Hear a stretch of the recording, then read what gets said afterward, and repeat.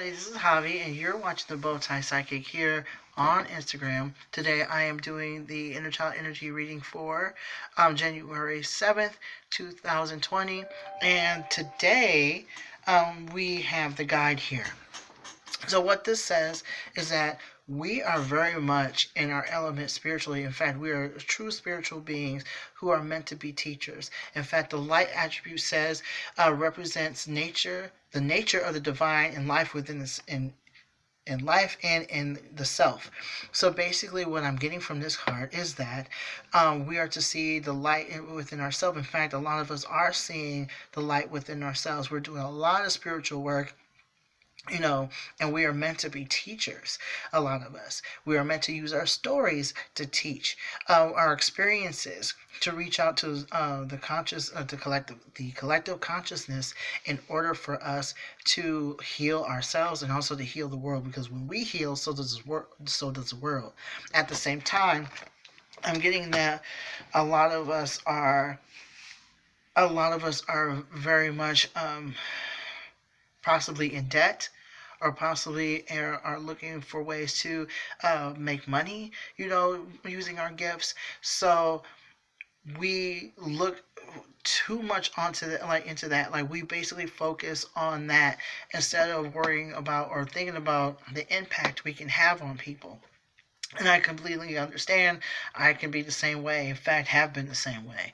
So basically, what that card is saying, the guide is saying, is that when we are focusing too much on money and we're focusing too much on accolades or the most unimportant things in regards to what we are meant to do here with our gifts, we end up missing the point, and we end up being very, very bitter and very worried about the future. And we were like, I'm just getting that we're easily hurt, easily swayed by, things outside of us. So let's go ahead and get that started as far as what behavior, where this stems from. And basically, it stems from poverty. It stems from lack. It stems from this inability to see ourselves, as abundant. Okay, that's where it comes from. And so we end up skipping steps. The Seven of Swords is about skipping steps, basically being sneaky, underhanded, pretending to know more than what we do. And so what I'm getting is that this comes from wanting to, be more and to do more. And I'm getting that generational ties have around poverty plays a huge part in this. And so we're being told by our inner child to not skip steps. Okay. And in fact, we have the Page of Swords here. And the Page of Swords is about studying, being an apprentice, being a mind,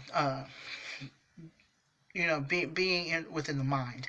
And so we are literally being told by our inner child, that inner child energy, that a lot of us are being told to study, and we can still use our story.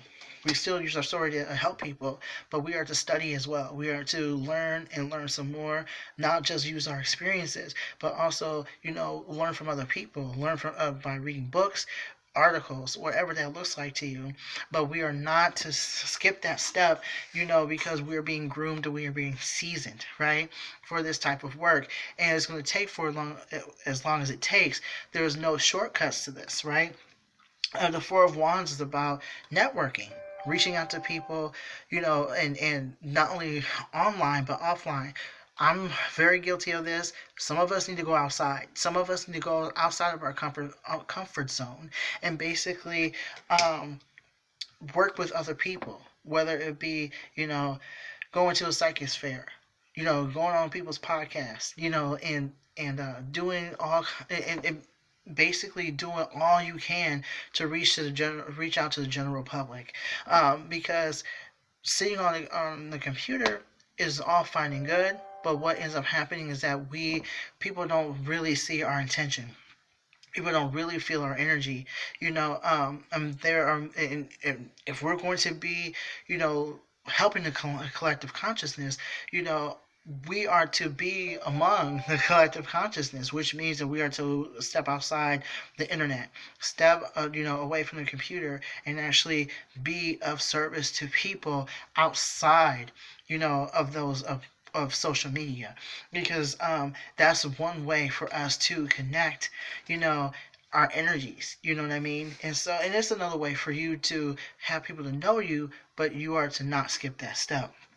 Now, as far as what to do to overcome those thoughts and behaviors, we are to let go of this, of whatever is, holding us back. And basically, I'm just getting this from a lot of childhood stuff in general, is to be cleaned up. A lot of that needs to be let go and re-released. A lot of us are not letting go of that. We are to let go of whatever was hurting us in the past. This is actually the Five of Cups, excuse me. And so what I'm getting from the Five of Cups upside down is that we are to let go of whatever's hindering us emotionally. I'm getting a lot of heart chakra stuff already. So a lot of people are feeling intense emotions, and a lot of those intense emotions are stemming from things that are unhealed.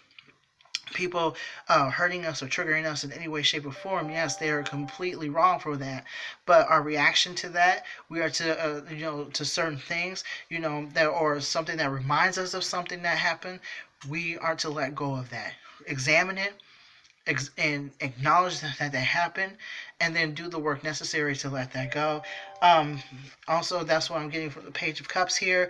Once you start letting that go, letting all that stuff, fall to the wayside, you begin to heal. You are really going to be helping people. You're going to be reaching out to people.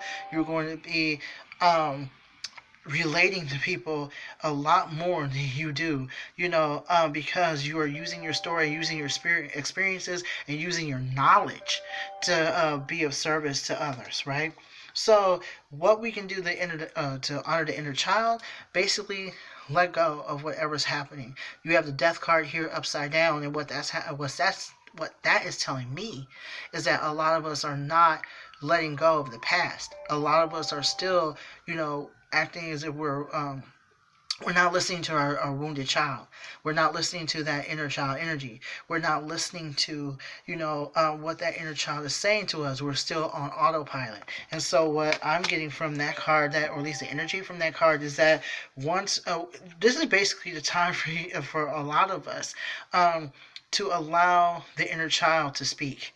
Allow the inner child to speak. That child wants to talk. That child has a story. That child wants to get your attention. And so, in order for them to get your attention, you have to pay attention to them. And in order for you to actually connect to your inner child, you have to allow them to let them be angry and to let that stuff go. You can't stuff you can't stuff your emotions. You really can't, because now you have the Moon card. You are to let this go. You are to let it go, let go of whatever is in your subconscious, and basically allow yourself and your inner child to be heard.